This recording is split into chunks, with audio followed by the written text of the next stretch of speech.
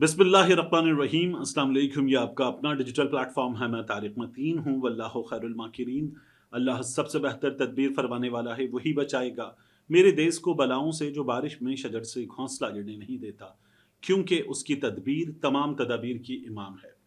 DGISPR lieutenant general Ahmad शरीफ चौधरी साहब ने जो प्रेस कॉन्फ्रेंस की वफाकी सेक्रेटरी दाखिला के साथ, उस प्रेस कॉन्फ्रेंस में उन्होंने इंडिया को जवाब दिया, इंडिया का चेहरा बेनकाब किया, पाकिस्तान में इंडिया की प्रॉक्सीज की बात की, लेकिन कुछ ऐसी बात की कि जिसके बाद उनकी वो प्रेस कॉन्फ्रेंस जिन हवालों के साथ वायरल होनी चाहिए थी, उन हवालों, उन सवालों, उन बातों के साथ वायरल नहीं हुई, बल्कि किसी और चीज की वजह से वायरल हो गई।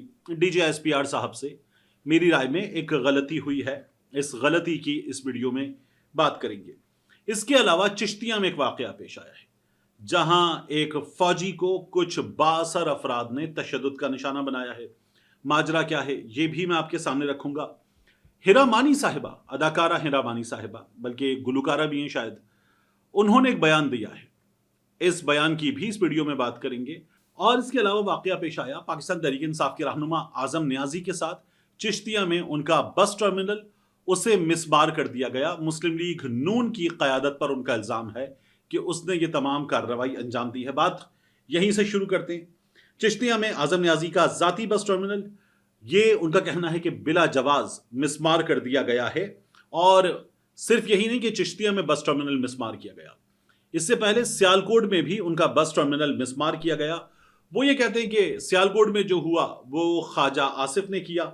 जो कुछ यहां हुआ है चिश्तिया में, वो MNA एहसानुल हक बाजवा ने किया है, क्योंकि आजम न्याजी साहब इमरान खान साहब के साथ वफा निभा रहे हैं, इसलिए उनको इंतजामिया की जानिब से निशाना बनाया जा रहा है, नून लीग की जानिब से निशाना बनाया जा रहा है। आप वीडियोस देख सकते हैं, मशीनरी पहुंची उनके टर्मिनल पे, बाज जगहों पे सील्ड लिखा, बाज जगहों को गिराया, ट्रैक्टर पहुंचा और उनका करोड़ों का नुकसान कर दिया। यही सियालकोट में हुआ था, यही चिश्तिया में हुआ।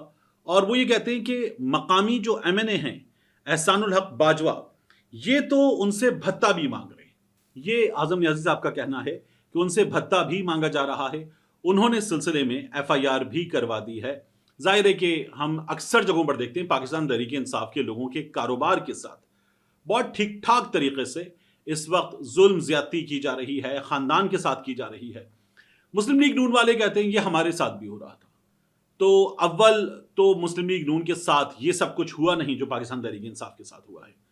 दूसरा, अगर आपके साथ मान लीजिए कि ये सब कुछ हुआ है, तो आप ये सब कुछ करके क्या खुद को इस वक्त हुक्मरान साबित कर रहे हैं, कानून पर अमल करने वाला साबित कर रहे हैं? तीसरा, आप कहते हैं कि ये सब कुछ 9 मई का नतीजा है। तो 9 मई का नतीजा जो है वो कानूनी सजा की शक्ल में मिलेगा, या 9 मई का नतीजा इस तरह से दिया जाएगा कि किसी का कारोबार तबाह कर दिया जाए, घर से कोई बंदा उठा लिया जाए? ये पाकिस्तान तहरीक इंसाफ के लोगों का सवाल है, और सवाल जायज है। अब इसके बाद जो वाकया पेश आया हमारे सामने रिटायर्ड फौजी पर तशद्दुद का, जाहिर है कि मैं आपको वीडियो नहीं दिखा सकता क्योंकि इसमें खासा तशद्दुद है। ये बाकायदा पॉलिसी वायलेशन होगी जो सोशल मीडिया पर कंटेंट क्रिएशन के सिलसिले में होती है। लेकिन इन स्टिल्स में भी आप देख सकते हैं कि किस तरह से इस फौजी को दरख्त से बांध कर मारा पीटा गया है। बासर अफराद ने सब कुछ किया है। बहावल नगर चिश्तिया सदर की हुदूद में ये तशद्दुद की वीडियो सामने आई थी, और DPO कामरान असगर उन्होंने वाकई का नोटिस लिया। पुलिस तर्जुमान का कहना है मुकदमा दर्ज कर लिया, मुल्जिमान गिरफ्तार कर लिए गए हैं। किसी को भी कानून हाथ में लेने की इजाजत नहीं दी जाएगी। मुतासरीन के साफ इंसाफ के तकाजे पूरे किए जाएंगे। अवाम की जानो माल का तहफ़्फ़ुज़ हम कर रहे हैं, पुलिस का यह कहना है। पुलिस ने तस्वीर भी जारी कर दी है, जो तशद्दुद करने वाले लोग हैं उनकी तस्वीर भी जारी कर दी है। अब चूंकि एक फौजी पर तशद्दुद किया जा रहा है, और इन हालात में जब फौज से जाहिर है कि बहुत बड़ी तादाद में लोग मोहब्बत करते हैं, और मोहब्बत करने वालों की तादाद में, मोहब्बत में उनके लिए जज्बात में इजाफा हुआ है, तो ये वाकया और वायरल हो गया है। जुल्म करने वालों को जितना बुरा भला कहा जाता है, उससे ज्यादा बुरा भला कहा जा रहा है, एंड राइटली सो कहा जाना चाहिए। ये फौजी पर तशद्दुद हो, पुलिस वाले पर तशद्दुद हो, या किसी गैर फौजी या गैर पुलिस वाले पर तशद्दुद हो, किसी शहरी पर तशद्दुद हो, ये जो पुलिस वाले हैं इनको चाहिए कि हर हाल में इसी तरह से कार्रवाई करें। जब सामने बासर अफराद हों, तो अभी जिस तरह से इन्होंने फौजी होने की वजह से उनको गिरफ्तार किया, इसी तरह से कार्रवाई करें। हमने तो ये देखा है कि अगर सामने बासर फर्द हो तो फिर गरीब पर तशद्दुद भी होता है, एफआईआर भी कटती है, और अगर उसका जानवर हो तो उसके जानवर की टांग भी कटती है। तो ये हमने जुल्म देखे। यहां जो बड़े फख्र के साथ बताया जा रहा है कि बेहतरीन काम किया है, पुलिस ने गिरफ्तार कर लिया है, तो अच्छी बात है। लेकिन पुलिस की ये मुस्तैदी हमें हर जगह नजर आए तो ज्यादा काबिल सताइश होगा मामला। ये जो आप एफआईआर देख रहे हैं, ये एफआईआर करवाई है अमीर हमजा ने, उन दो भाइयों में से एक जिन पर तशद्दुद किया गया, और ये बताते हैं कि इनकी जमीनों पर पानी लगा हुआ था। मुल्जिमान ने आकर इनका खाल तोड़ा, उनसे बहस हुई, और खाल तोड़ने की वजह से उस बहस के नतीजे में लड़ाई हुई। मुल्जिमान तादाद में ज्यादा थे, उन्होंने मारा है इनको भी, अमीर हमजा को भी, और इनके भाई शाहसवार को भी, जो रिटायर्ड हवालदार हैं। मैंने आपसे अर्ज किया था डीजीएसपीआर साहब की प्रेस कॉन्फ्रेंस पर बात करनी है, लेकिन उससे पहले हेरा मानी साहिबा, अदाकार मानी साहब की अहलिया, इनकी एक वीडियो आई और ये एक पूल में बैठी हुई है, पांव इनके पूल में है, और पूल के किनारे पर बैठकर इन्होंने एक जुमला कहा कि अब इंग्लिश भी अजीबो गरीब है। जितनी बुरी इंग्लिश मेरी है, शायद इतनी ही बुरी इंग्लिश हिरामानी साहिबा की भी है। तो वो पता नहीं क्या कहना चाह रही है कि when you are in liquid form or फौज इज इन यूनिफॉर्म। तो मेरी समझ में ये बात नहीं आई कि एक तो ये जो हाल के when you are in liquid form हवाले दे रही हैं, क्या कहना चाहती हैं। लेकिन कुछ लोगों का ये कहना है कि वो गालिबन उन लोगों को जो फौज पे तनकीद करते हैं उनको जवाब दे रही हैं कि जब तुम पैदा भी नहीं हुए थे फौजी तब भी यूनिफॉर्म में थे। अजीब वाहियात बात है।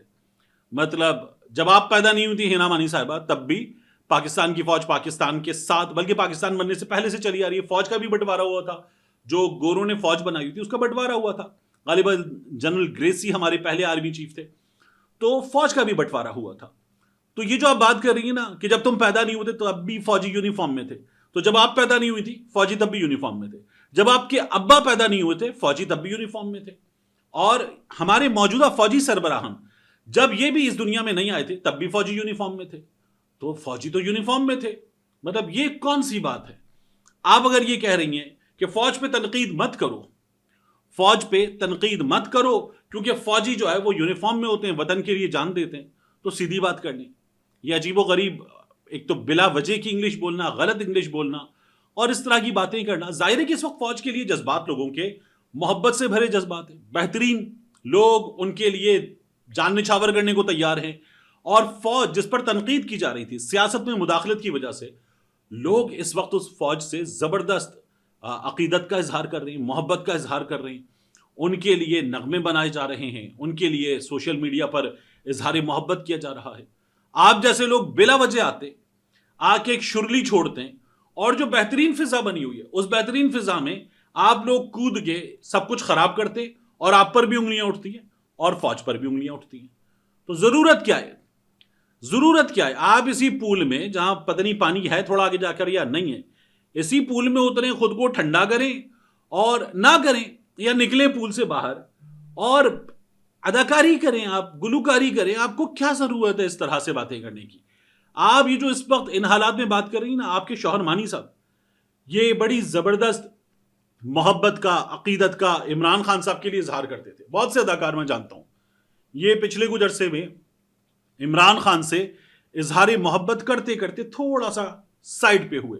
बहुत बड़ी तादाद में लोग अब भी इमरान खान के साथ उसी तरह से खड़े हैं, लेकिन कुछ लोग थोड़ा सा साइड पे हुए। क्यों? इसलिए नहीं कि वो इमरान खान से अब मोहब्बत नहीं करते या इमरान खान की पार्टी को अब सपोर्ट नहीं करते, उनको ये लगता है अब सपोर्ट करना मुश्किल है।